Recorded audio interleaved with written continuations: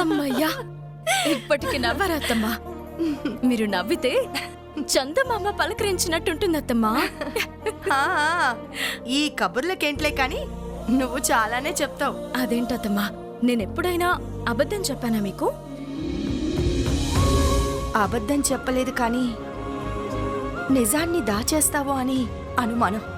అదేం లేదత్తమ్మా, మీరు అడగండి చెప్తాను. నీకు రాముకి నా మీద నిజంగా కోపం లేదా? కోపంగానే ఉందత్తమ్మా. మీరిలా అడిగినందుకు నాకు కోపంగా ఉంది. అసలు మేమేంటో మీకు తెలీదా? మీ బిడ్డని మీరిలాంటి ప్రశ్న అడగచ్చా? అత్తమ్మా, మీ మీద మాకెప్పటికీ కోపం రాదు. ఇది నిజం అత్తమ్మా. ఇంకా చెప్పాలి అంటే మా మీద ఒట్టు. కాదు కాదు, మీ మీద ఒట్టు. ఆయనకి గాని నాకు గాని ఎలాంటి కోపం లేదత్తమ్మా. అసలు మీరింకా ముందుగా మా కోసం వస్తారు అనుకున్నాము, కానీ లేటుగా వచ్చారు. దానికి మాత్రం నాకు కాస్త కోపంగా ఉంది.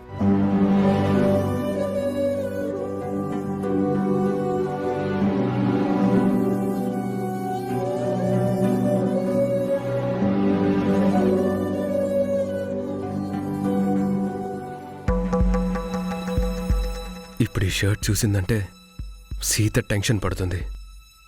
మళ్ళీ జరిగిందంతా చెప్పాలి.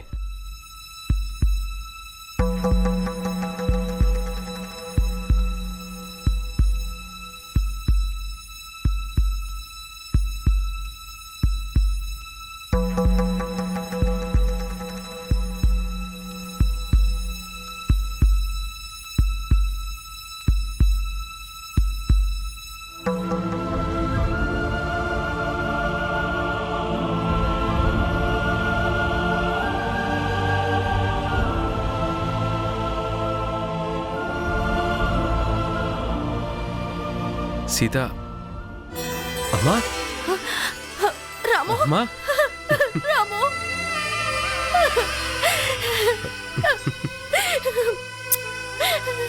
ఎలా ఉన్నావు నాన్న? కూర్చోమ్మా, కూర్చో, కూర్చోమ్మా.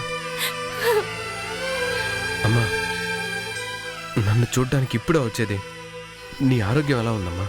బాగుంది కదా? అమ్మ కాఫీ ఇచ్చావా?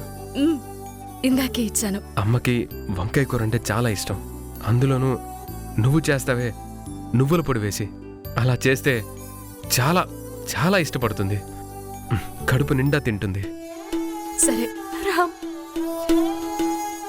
నా గురించి ఆలోచించడం మానేసి ముందు నీ గురించి మాట్లాడు. ఎలా ఉన్నావురా? బాగున్నానమ్మా, చాలా బాగున్నాను. ఇదిగో చూడు, ఎంత సంతోషంగా ఉన్నానో చూడు.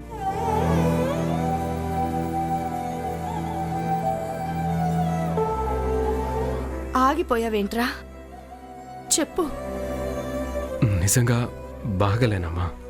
నీకు దూరమై నేను నిజంగా సంతోషంగా లేనమ్మా.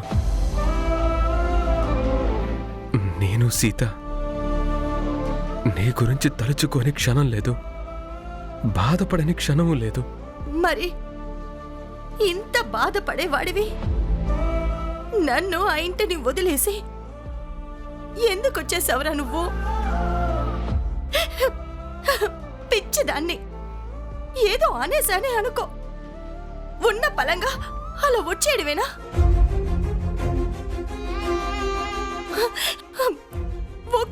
ఒక్క క్షణం నువ్వైనా ఆలోచించచ్చు కదరా. నేను లేకపోతే మా అమ్మ ఏమైపోతుందోనని నువ్వు ఆలోచించలేకపోయావా? సీత, నీకొక విషయం తెలుసా?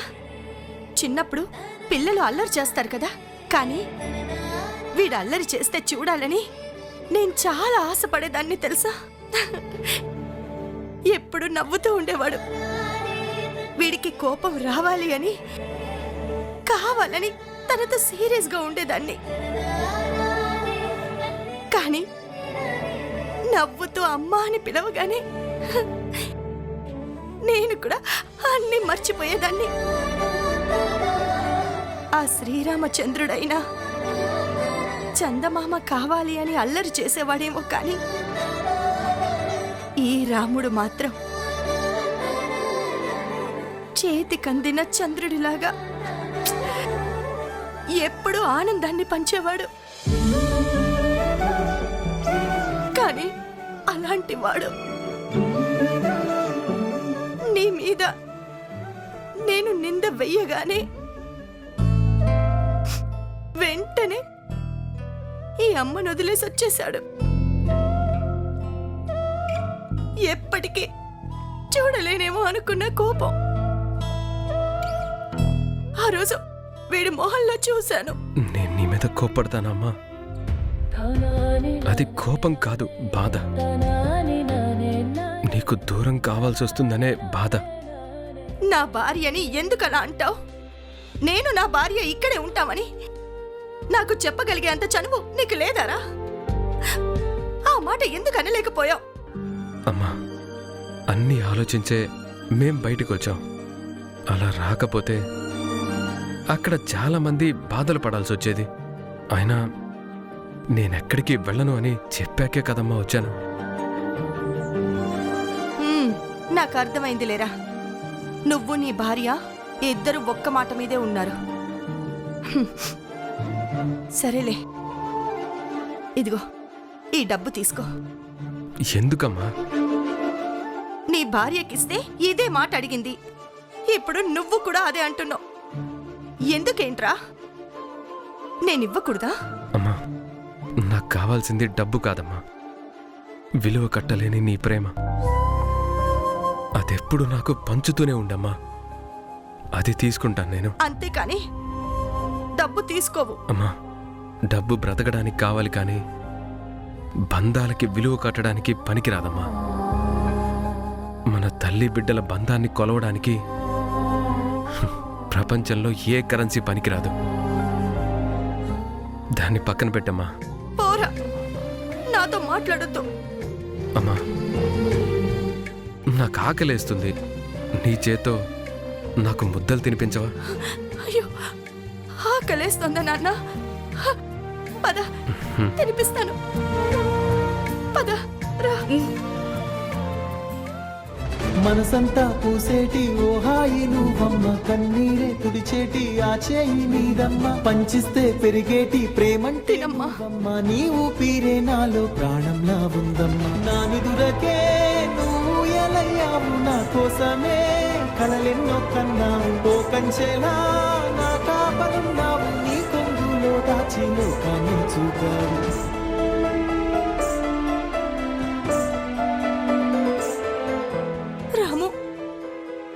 వెళ్ళిన తర్వాత ఆకలే మర్చిపోయాన్రా.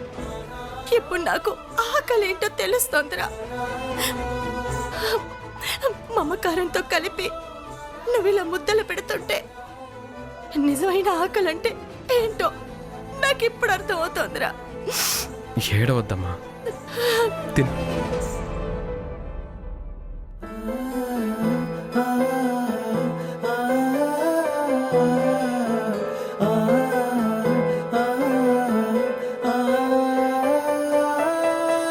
నా కళ్ళల్లో నా వెలుగుల్ని నింపి చీకట్లో ఈరోజు మిగిలావే అమ్మా.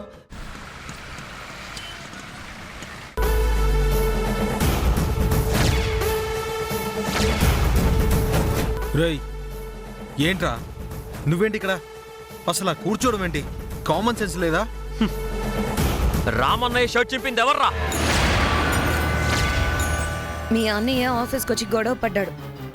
ఇల్లు వదిలి వెళ్ళిపోయిన వాడికి మళ్ళీ ఇక్కడికి రావాల్సిన అవసరం ఏంటి? రామన్నయ్య షర్ట్ చింపింది ఎవరో మర్యాదగా చెప్పండి. ఏంట్రా బెదిరిస్తున్నావా? పోలీసుల్ని పిలుస్తాను, వాళ్ళు వచ్చి చెప్తారు. మీకు పోలీసులు రౌడీలు కావాలేమో, నాకు ఎవరు అవసరం లేదు. ముందు నేను అడిగిన దానికి సమాధానం చెప్పండి. రామన్నయ్య మీద చెయ్యి చేసుకుని ఆయన షర్ట్ చింపింది ఎవరో? నిన్ను అల్లుడు, నేనే. నువ్వేనా? అవును, నేనే చింపాను. ఇంకొకసారి వస్తే మళ్ళీ మళ్ళీ చింపుతాను. ఏం చేస్తావు? రెండోసారి ఆ అవకాశం నీకు ఇవ్వనురా. డాడీ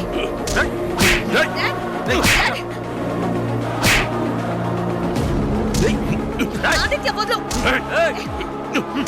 ఆదిత్య వదలు.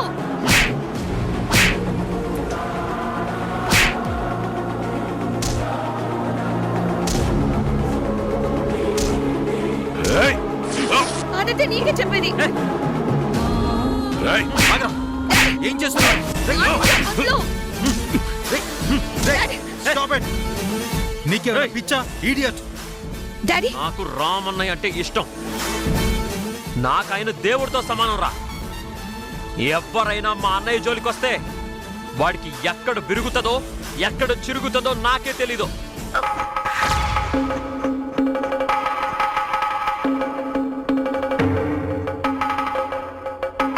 డైట్ డిపే, ఇదే స్టాఫ్ ముందు నువ్వు మా అన్నయ్యను అవమానించావురా. ఇదే స్టాఫ్ అందరి ముందు ఇప్పుడు నిన్ను చితక్కొట్టాను.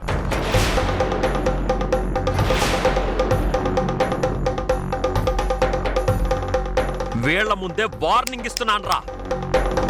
ఇంకోసారి మా అన్నయ్య జోలికొచ్చావో నీ జీవితంలో అదే ఆఖరి రోజు అవుతుంది. గుర్తుంచుకో.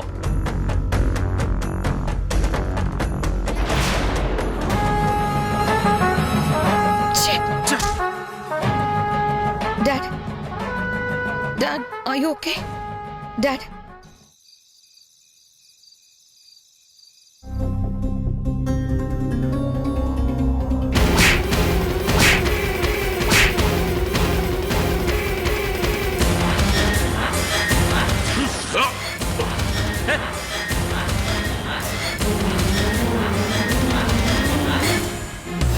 వీళ్ల ముందే వార్నింగ్ ఇస్తున్నాను రా.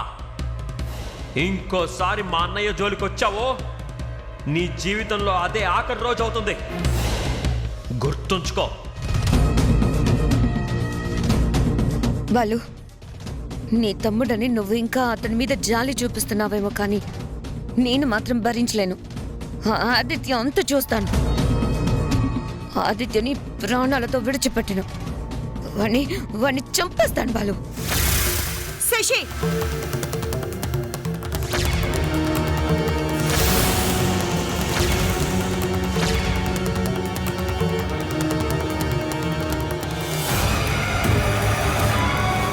ఏంటి శశి?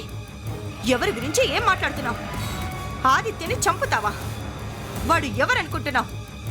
ఈ ఇంటి బిడ్డ, నా కన్న కొడుకు. ఇంట్లో నుంచి బయటికెళ్ళినంత మాత్రాన వాణ్ణి నువ్వు ఏమంటున్నా నేను చూస్తూ ఊరుకుంటాననుకున్నావా? అంటే ఆదిత్య ఏం చేసినా మేం భరించాలి అని అంటారా? కన్న తల్లి కాబట్టి మీరు భరిస్తారేమో, మా వల్ల కాదు. అంత పని వాడేం చేశాడు? మా మామగారిని ఆఫీస్ స్టాఫ్ అందరి ముందు కొట్టి ఆయన షర్ట్ చింపి అవమానించాడు. అందరి ముందు వార్నింగ్ ఇచ్చి నోటికి ఏదొస్తే అదే మాట్లాడాడు. నాకే వాణ్ణి చంపేయాలనిపించింది. మరి శశికళ అనిపించడంలో తప్పే ఉందమ్మా. బాలు, ఏం మాట్లాడుతున్నావురా? వాణ్ణి తమ్ముడని గుర్తుపెట్టుకుని మాట్లాడు. తమ్ముడు కాబట్టే వాడింకా బయట తిరుగుతున్నాడు. లేదంటే ఎప్పుడో జైలుకు పోయేవాడు. ఇలా అందరూ ఆదిత్యని సపోర్ట్ చేయబట్టే రౌడీలాగా బిహేవ్ చేస్తున్నాడు. ఒక్కసారి జైలుకు పంపిస్తే బుద్ధొస్తుంది. మీరు వదిలేసినా నేను మాత్రం వదలను. మా డాడీని కొట్టినందుకు కేసు పెడతాను. చూడమ్మా, కారణం లేకుండా వాడు ఎవరిని కొట్టడం. వాడే కాదు, ఎవరైనా సరే ఏ కారణం లేకుండా ఎవరితోనూ గొడవ పెట్టుకోరు. చొక్కా చింపి కొట్టి అవమానించాడంటే ఏదో కారణం ఉండే ఉంటుంది. మీ నాన్న వాడితో ఏం మాట్లాడాడు, ఏం మండే పని చేశాడో మీ నాన్న ముందు అది తెలుసుకోమ్మా. తాతయ్య అడిగిన దానికి సమాధానం చెప్పు శశి. వాడు బయటికి వెళ్ళి వాడు బ్రతికేదో వాడు బ్రతుకుతున్నాడు. అలాంటి వాడు పని కట్టుకుని వచ్చి మీ నాన్నతో ఎందుకు గొడవ పడతాడు? రౌడీలాగా బిహేవ్ చేయడానికి కారణాలు కావాలా? మేము ఆఫీస్ చూసుకుంటున్నామని అతనికి కుళ్ళు. రాము గారు ఇల్లు వదిలేసి వెళ్ళిపోయారు. దానికి మేమే కారణమని అపోహ. దానికి మీ నాన్న కొట్టడానికి సంబంధం ఏముందమ్మా? మీరు అసలు కారణం ఏదో దాస్తున్నారు. ముందు అది చెప్పండి. ఏంటి తాతయ్య, వాడు చేసిన పని తప్పు అని చెప్పాల్సింది పోయి ఎలా కొట్టాడు, ఎందుకు కొట్టాడు అని మమ్మల్ని అడుగుతున్నారా? ఇదే విషయం రేపు పోలీసులు కూడా అడుగుతారు. వాళ్ళకైనా సమాధానం చెప్పాలి. కేసులు పెడితే జైలుకి పంపిస్తారనుకుంటున్నావా? కోర్టులున్నాయి, విచారణలున్నాయి. అక్కడ అన్ని బయటకొస్తాయి. చూడండి, ఏ సమస్యకైనా ఆది అంతం రెండూ ఉంటాయి. మీరు ఒకవైపు చూపించే మాట్లాడుతున్నారు, మేము రెండో వైపు కూడా చూసి స్పందించాలి. ఆదిత్య పెద్దాయన మీద చేసుకోవడం మేమేం హర్షించడం లేదు, అది తప్పే. కానీ ఆ పెద్ద మనిషిలాగా ప్రవర్తించాడా లేదా అనేది మేము వివరాలలోకి వెళ్ళి తెలుసుకోవాలి. అనవసరంగా నా కొడుకుని ఏమన్నా, ఏదైనా చేసినా నేను ఊరుకునేదే లేదు. ఇప్పటికే 4 బిడ్డలుండాల్సిన ఈ ఇంట్లో 3 బయటికెళ్లారు. ఇంకా ఏం చేద్దామనుకుంటున్నారు? ఆదిత్యకి ఏం జరిగినా నేను ఒప్పుకోను.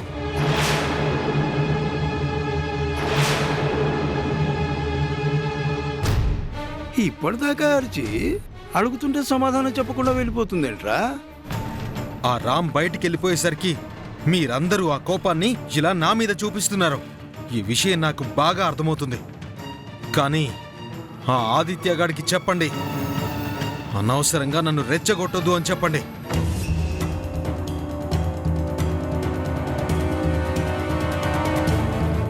చూసావమ్మా, కారణాలు అడుగుతుంటే సమాధానం చెప్పకుండా ఎలా అరుస్తూ వెళ్ళిపోతున్నారు. ఎవరు మాట్లాడినా మేము మంచి వాళ్ళమనే మాట్లాడుతున్నారు.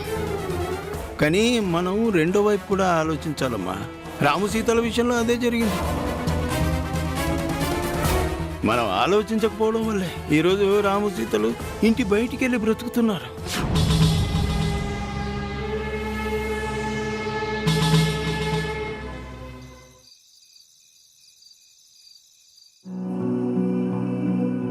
ఏమండి, మజ్జిగ తీసుకోండి.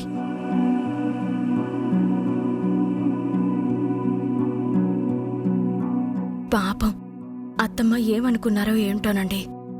దేనికి సీత? అదేనండి, ఆవిడ డబ్బులిస్తుంటే మనమిద్దరం వద్దు అనేసాం కదా, ఆవిడ బాధపడి ఉంటారేమోనండి. ఏం కాదులే సీత, ఆ డబ్బులు మనం ఎందుకు తీసుకోలేదో అమ్మకి ఆ మాత్రం అర్థం కాదనుకున్నావా? మన పరిస్థితి చూసి తట్టుకోలేక అమ్మ డబ్బులు ఇవ్వాలని చూసినా అది మనం తీసుకోమన్న విషయం అమ్మకి బాగా తెలుసు. మనం అహంకారంతో వద్దన్నామో అభిమానంతో వద్దన్నామో అమ్మకి బాగా తెలుసు. మహారాజులా పెరిగిన మీరు ఈరోజు ఇలాంటి పరిస్థితులు ఎదుర్కోవడం చూసి అత్తమ్మ మనసు చలించిపోయింది. పరిస్థితులకి తలొంచి ఆ రోజు అలా మాట్లాడారే కాని మనం బయటికొచ్చేసినందుకు అత్తమ్మ ఎంత కుమిలిపోయారో చూడండి. కడుపు నిండా తిండి లేదు, కంటి నిండా నిద్ర లేదు. మనిషి ఎలా అయిపోయారో చూశారు కదా. సీత, అమ్మ గురించి నాకు తెలిసినంతగా ఇంకెవ్వరికీ తెలీదు. నేను దూరం కాలేదని చెప్పడం కోసమే అమ్మని చూడ్డానికి వెళ్ళి తనకి ధైర్యం చెప్పాను. నేను ఆ మాట చెప్పిన తర్వాతే అమ్మ కోలుకుంది. ఇప్పుడు ఇంటి దాకా వచ్చి వెళ్లారు కాబట్టి ఇక అత్తమ్మ మనసు కుదుట పడుతుంది. డబ్బులు తీసుకోకపోయినా సరే మీరొక మంచి స్థితిలో ఉన్నారని తెలిస్తే ఆవిడ ఇంకా సంతోషపడతారండి.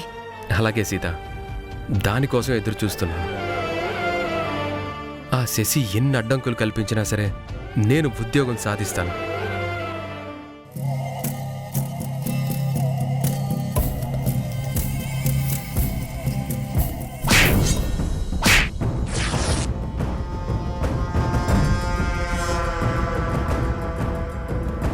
వీళ్ల ముందే వార్నింగ్ ఇస్తున్నాను రా. ఇంకోసారి మా అన్నయ్య జోలికి వచ్చావో నీ జీవితంలో అదే ఆఖరి రోజు అవుతుంది, గుర్తుంచుకో.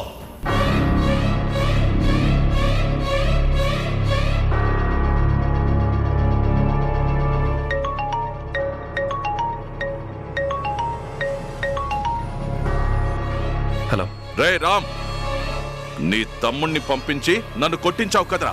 స్టాఫ్ అందరి ముందు నా బట్టలు చింపి నన్ను అవమానించాడు వాడు. రేయ్, వాణ్ణి వదిలిపెట్టను, చంపేస్తాను, గుర్తుపెట్టుకో. రేయ్, ఏమంటున్నావు? ఆదిత్య నిన్ను కొట్టడం ఏంటి? రే రామ్, ఏమీ తెలియనట్టు నాటకం ఆడకు. నిన్ను నేను బయటికి నెడుతుంటే షర్టు చిరిగినందుకు నువ్వు కావాలని నీ తమ్ముణ్ణి పంపించి అందరి ముందు నా షర్టు చింపేలా చేశావు నువ్వు.